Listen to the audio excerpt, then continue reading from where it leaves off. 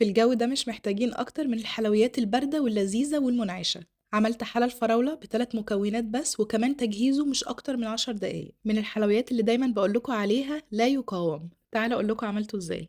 استخدمت الكيكة الجاهزة ودي المحشية بالفراولة، ممكن تستخدموا أي كيكة تانية بطعم الفراولة ما فيش مشكلة. قطعتها مكعبات ومش شرط تكون متساوية، المهم إن إحنا نرصها في الصينية أو القالب جنب بعض.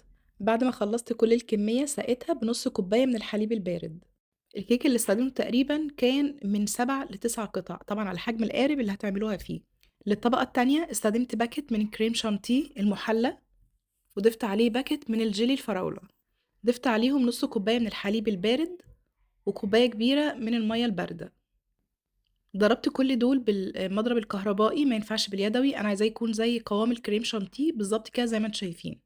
الطبقة دي هتكون سايلة شوية في الأول، ولكن أنا طبعًا هادخّلها التلاجة علشان تكون متماسكة. حطيتها كلّها فوق طبقة الكيكة اللي رصيناها، وسويتها كويس كده بالspatula، ممكن تسوية عشوائية أو تسوية مضبوطة زي ما تحبوا. زينتها في الآخر بصوص فراولة، أو ممكن أي حاجة تقدروا تزينوها بيها. ممكن تزينوها كمان بقطع الفراولة أو رشة من جيلي الفراولة. دخلتها التلاجة لغاية ما الطبقة دي تماسكت تمامًا. قدّموها باردة كده، متأكدة إن هي هتعجبكم وenjoy.